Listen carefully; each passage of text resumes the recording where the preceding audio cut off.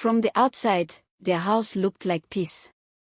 Cream walls, quiet gate, nothing to suggest that inside, love had long turned into something else. Maura was the kind of woman who believed control meant care. If she shouted, it was because she loved deeply. If she hit, it was because someone had pushed her too far.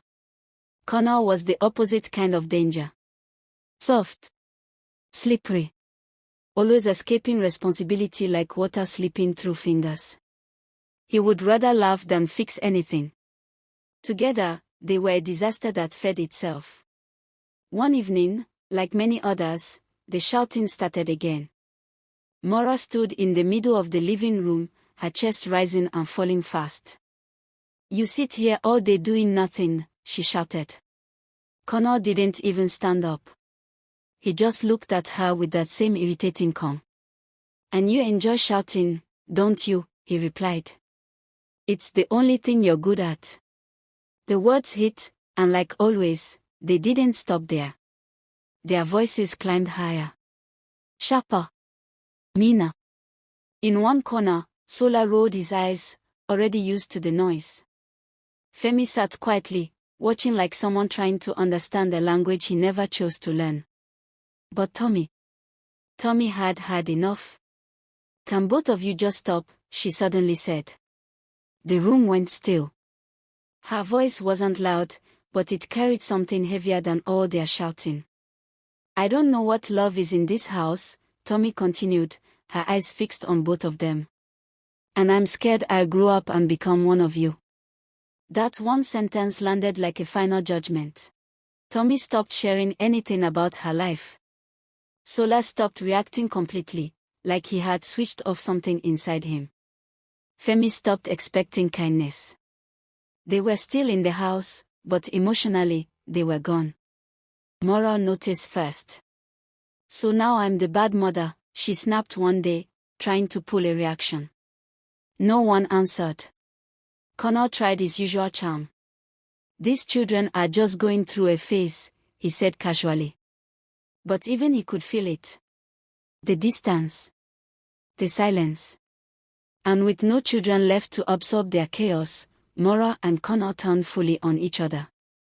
"You ruined them," Maura shouted one night. Connor laughed bitterly. "You chased them away. You failed this family. You destroyed it." The blame never stopped. It only grew. What used to be arguments became daily battles. Small issues turned into full explosions. A misplaced item. A wrong tone. A simple question. Everything became a weapon. And slowly, the house became unbearable. One by one, the children left. Now the house was just Maura and Connor. Two people. No distractions. No filters. Just years of anger, facing each other. Then came that day. A normal day. The kind that gives no warning. Morning passed quietly. But by evening, something small sparked it again. "Where did you keep the money?" Maura asked, already irritated. Connor frowned. "Why are you asking like I took it?" "Because you always do," she snapped. And just like that, it began. Voices rose. Accusations flew. Old wounds reopened like they had been waiting. "You've always been useless," Maura screamed. "And you've always been unbearable," Connor fired back. This time, neither of them stepped back. The fight grew physical. Not new, but worse. Faster. Angrier. Everything spiraled. And in that moment of uncontrolled rage, a line was crossed that could never be uncrossed. Silence followed. Not the usual silence. A final one. When the news reached the children, it came quietly. A phone call.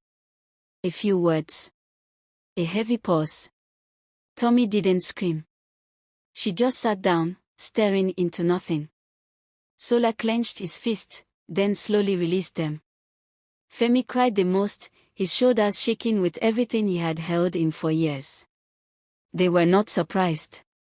But they were sad. Sad that love had turned into something so broken. Sad that their home never stood a chance. Sad that it ended exactly how it had always been heading. At the end, they stood together. Not as their parents' children, but as survivors of them. I won't be like them, Tommy said quietly. Sola nodded. Me too. Femi wiped his tears. I just want something better. And for the first time, the story didn't feel like a cycle. It felt like a choice. One they were finally ready to make.